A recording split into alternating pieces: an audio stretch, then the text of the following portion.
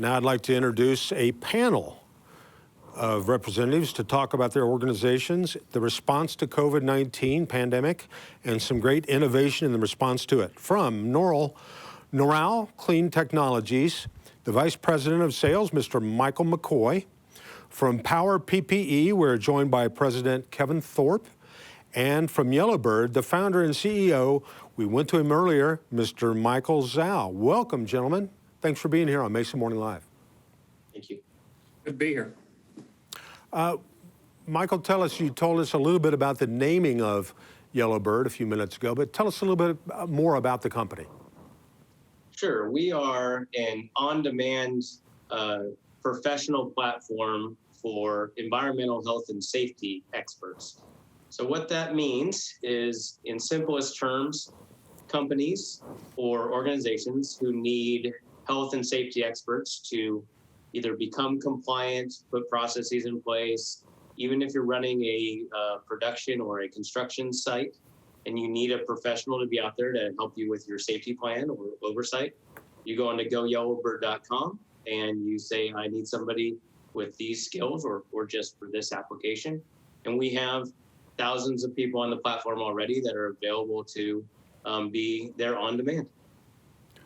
That sounds good. Mr. McCoy, tell us a little bit about Nora. Is it Noral or Noral? I want to make sure. It's Noral. Noral. Noral Clean Technologies. Tell us a little bit about that, Michael.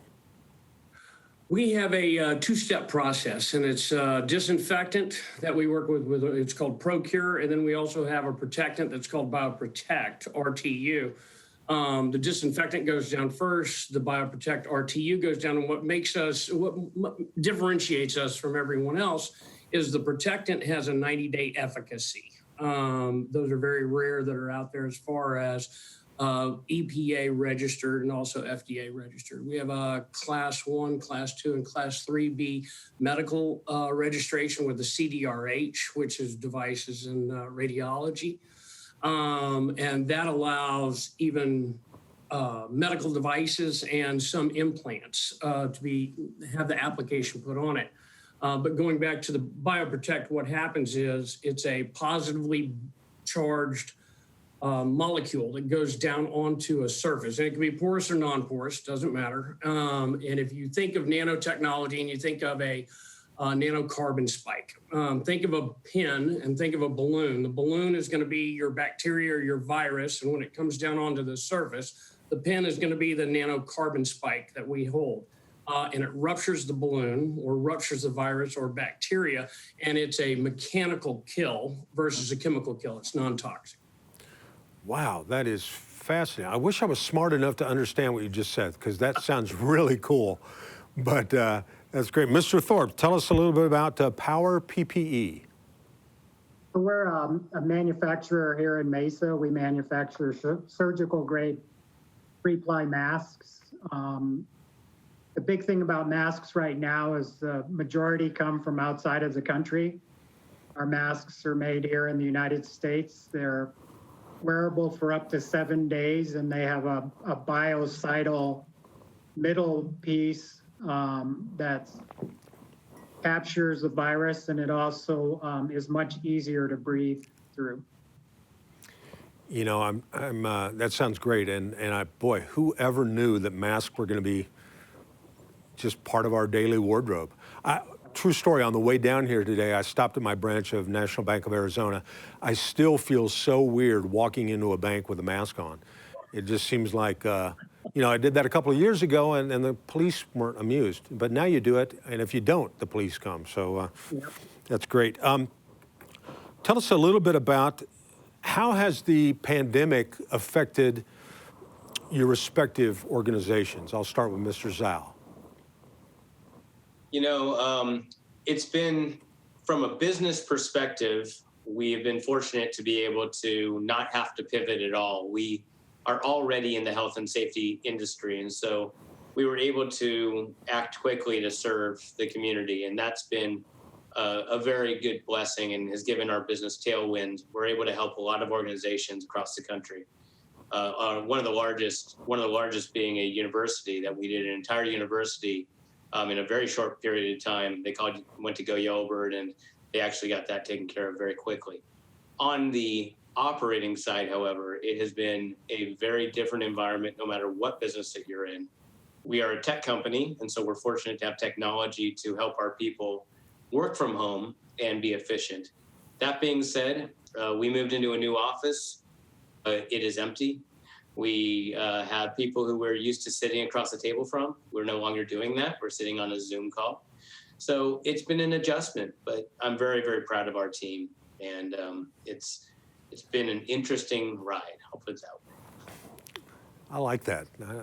I like the way you left that ambiguous enough that we all can fill in the blanks there, because everybody's thinking the same thing. Nobody was, I shouldn't say nobody, very few people were prepared for anything like this. Mr. McCoy, how about your business? I think the interesting thing is most people are aware of salmonella, listeria, E. coli, influenza, and they've heard of rotavirus, norovirus, and now coronavirus or COVID-19. The interesting thing now is people are hyper aware of it. And so it's always interesting to me to go in and have a conversation with people, because people are going, I believe that people are going to be more aware of this for the long term now. When you talk about viruses and bacteria, then if you had an outbreak of, say, E. coli that's up in Northern California, and that affects everybody in the United States with where the romaine lettuce is coming from. But so now I think people will be hypersensitive to all on the virus and the bacteria side. Good point. Mr. Thorpe, what about you? Well, we actually are in the hospitality business, and we own 4 hotels here in the East Valley, plus a gun club. And during all of the brands are requiring masks upon entry, and we were having a hard time sourcing those for our businesses. So we decided, as we did research, that there was a great shortage of masks. So we now have the ability to produce 86 million masks a month. Wow. Say that again, 86 million masks a month. Yes, 86. Wow, that's phenomenal. This is just kind of off topic a little bit. Are there some industries that are struggling with this more than others? I would think food preparation and hospitality, because it's all face-to-face. It seems like that would be the most challenging, but are you finding any areas that you really need to be diligent with? It's kind of an open question for all of you. Right now, the big thing to me is, and you see it in the news every day, and that's public schools starting back up, and the masks for the children, the masks for the teachers, so that they can start doing school in person again. I'm not sure if you could tell from the video, but I'm a little old to have kids in grade school anymore, but I can't imagine homeschooling my son for any length of time compared to what they're doing right now. So let me also give my 2 cents on this subject. So when you're reopening, we've been very much prone to smaller offices, more condensed space, shared workspace. You found since the 80s through the 90s and then into this decade, you've had smaller offices, more people together, closer. So my belief is that one of the things that you need to do to return to work safely is you need to make sure that now that you've put everybody in these close proximities for efficiency and collaboration and all the good reasons that we've done them, you now have created an environment that you need to figure out how we're going to now keep all these people safe. And so I think what we're doing with the consortium is very, very interesting, because we do have such consolidated and close programs. We actually at Yellowbird created a return to work website. It's actually go Yellowbird/return to work, so that we can actually help people assess their office space, because we've all kind of taken on this environment, this work environment of it's okay for 4 or 5 people to work on one table and collaborate and share pencils and share desktops. And these are things that had become commonplace that wasn't as risky until COVID-19 came around. Now, all of a sudden, you're in the standard everyday work environments are now becoming something. It's not just food services or retail or standing across the table from somebody. And I find it to be very fascinating because that's actually evolved over the years. And when we're talking about food safety, it's a good point. Both of our products, Procure and then also the BioProtect RTU, we are rated and registered with the EPA and the FDA on food contact surface safe, which is really fascinating that we can go into a restaurant, anywhere that serves food, a kitchen or outside, and the surfaces can be sprayed. And in 3 minutes, when the product is dried, it is food contact surface safe. We are registered again. And you can put meats, vegetables, whatever you like on that surface. This product can also go on to plastic wraps. It can go on to any kind of to-go containers, foil, plates, and it's safe. Wow. One of our partners and a member of the consortium, Tintoria Piana, they've been in business since the 1500s, and they have products that are biocidal that they make pillowcases and bedspreads and sheets and that stuff out of, and it actually kills the virus as well. Wow. You know, it's one of the groups in the consortium that we haven't really talked a lot about yet, but I think they've actually been one of the leaders in this whole process. And in Arizona, it's a very, there's 2 schools of people kind of lean one direction or the other. University of Arizona has done a very, very good job making their science community within the university at the forefront of this. In fact, they were the first to jump into the consortium. And what I've enjoyed watching in this process is U of A has actually gone through and they're working with government regulators, CDC, FDA, all these other organizations to help on testing programs and protocols. And I'm not here as a poster boy for any single university or location, but I will say what they've done is they've really jumped in with both feet, making themselves available. Our Yellowbird professionals, they go out and they do all these samplings and testings and all these other things. And, we're only as good as the back end support team that we have in the labs and the scientists that actually can go through and do the analysis.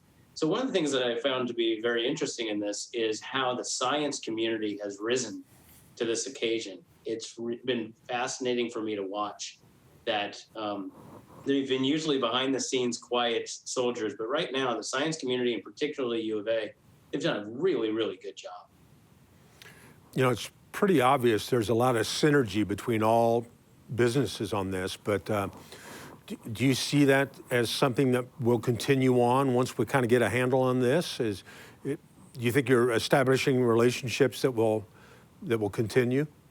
Yes, I do. I do personally. And I don't mean to speak for everybody, but I'll speak for Yellowbird and what, Mr. Stotenbauer really put together a good team here of companies initially that were interested in being involved.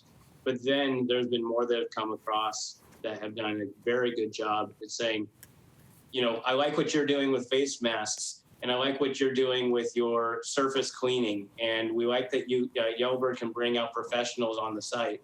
But I have I'll be arbitrary and say I have an HVAC cleaning system, and I'd like to help, and I'd like to be part of this.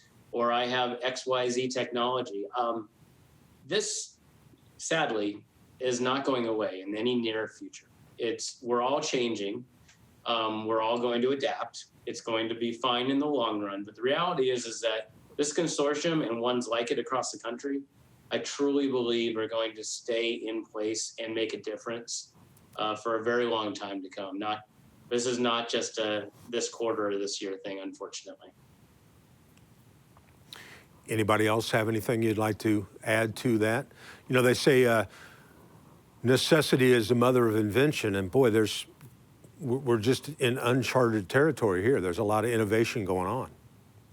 I'd point out one last thing with our product. There's on the EPA, they have a list in, and that's their emerging viral pathogen list. And where we fall into that with our registration under that is the EPA is saying, in all probability, any virus or bacteria that we have not yet identified, your product will be effective against it. And so, and both the ProCure is on that list as well as the BioProtect RTU. Wow, that's pretty impressive.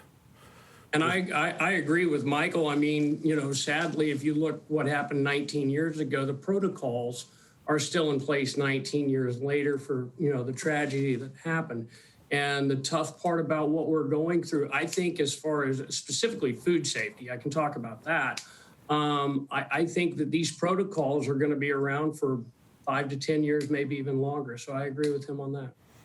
And if you look in the Asian countries, I mean, they've been wearing masks for a long time. It's not new for them. And I think you're going to see that here in the US and in other countries as well. There'll be people that will continue to wear masks for forever, probably. You know, I work a lot in Las Vegas, and I just have a hard time believing.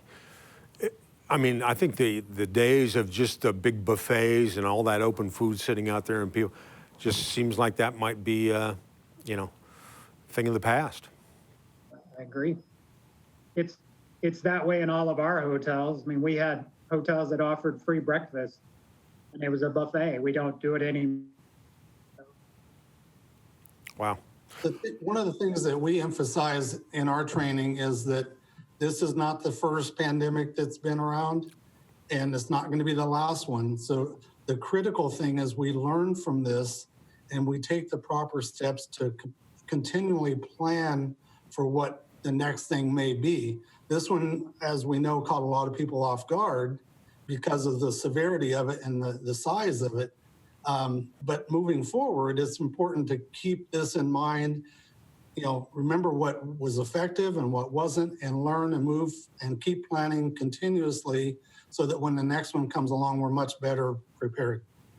One last thing on our side, if you think about a disinfectant, which everybody is using or should be using at this point, but they're commonplace now. As soon as that disinfectant goes down, you know, the first person to touch it, the integrity of that disinfectant is gone. The BioProtect RTU is a guard against future.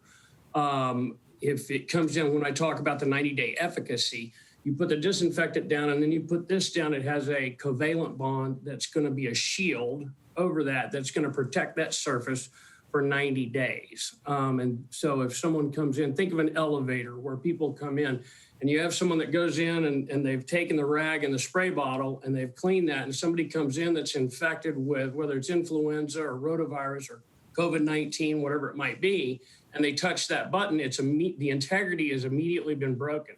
But if you have a product, BioProtect RTU, that's on there, that shield is on there and it kills that on contact. Wow. You know, for a split second there, hearing you describe that scenario about the elevator buttons, I thought about using the steps, and then that passed, and now I'm back to the elevators. So well, I heard last month you said something about your gym closed in 2004. Am I right? Yeah. I called my gym and they were closed and had been since '04. Well, let's do this. Let's go around. You guys have been great, and I'm proud of all 5 of you are still hanging in there. We appreciate your taking time out. Let's kind of go around to do a little closing remarks roundtable. Let's do it in the order in which you appeared. Michelle, do you have anything you'd like to share with us? You get a little info plug here to close out the show. Yeah, I think, again, if they're curious about learning more about the COVID consortium, you can email us. Our email at the consortium is azcovid19consortium@gmail.com, and we'll definitely either pull you in as a fellow member or work with you to help your business. Okay, great. Good job. Mr. Tobby, anything you'd like to share with us? Hit the unmute button, it'll help, right? No, just wanted to thank everybody for allowing me to come and share this. Can't emphasize enough proper planning, good education within your company and with your customers. Communication is really, really important to make sure that everybody understands what your plans are, how you're implementing those plans, and the fact that your priority is everybody's safety, and you want to do everything you can to keep everybody in the loop, keep them informed, keep them safe. And we haven't addressed the mental aspect of this, but there's been a huge uptick in mental illness associated with this, from the higher drug abuse and domestic violence and suicides. Those are all way up. So it's really important that we also look out for each other, communicate properly, call somebody you haven't talked to in a while, just check in, make sure they're doing well. Boy, that's a huge point that I was reading up on a lot of that. It's really sad. A lot of people, we're supposed to be social. We're social animals. And a lot of times it's really easy to kind of isolate. And our technology has made it even easier, because now you don't even have to pick up the phone. You can just text. So good point, Mr. Tobby. Thank you. Michael Zhao, anything from Yellowbird you'd like to close us out with? Yes, thank you. And thank you all for being on this panel with me and with us. This has been a fun time. So I guess my point, the main message I want to send, besides, anything you want to find out about Go Yellowbird, you just go yellowbird.com. You can find out about how we can help you either operate safety programs, get yourself in insurance compliance, or in this case, for what the purpose of this call is, or this interview or panel is you can go to our /return to work, and we will be able to help you. But my main point of all of this is the only way to get through this is to have programs that you consistently go back and check, whether it be using a goyellowbird.com or whether it be using your internal resources that you already have in place. This isn't a one and done scenario. So even if you use all the wonderful products that we all have in this consortium, even if you are COVID-free today, you need to have somebody go back on a consistent basis and validate that you are actually COVID-free. It's the only way you're going to create comfort, reinforce that what you're doing is working, relieve some of that anxiety that Ed just referenced, and get people to a point where they feel that they can actually return to some semblance of normal.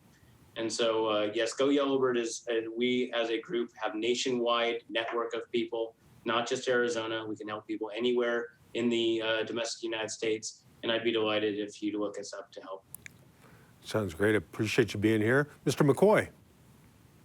I'd like to just echo, I think being a part of this consortium has been wonderful for our company. I think the panelists on here are well spoken. I'd like to mirror what Michelle said, great information that's out there. Anybody can help. And if you need any more information on Neural Clean Technologies, the website is neuralcleantech.com.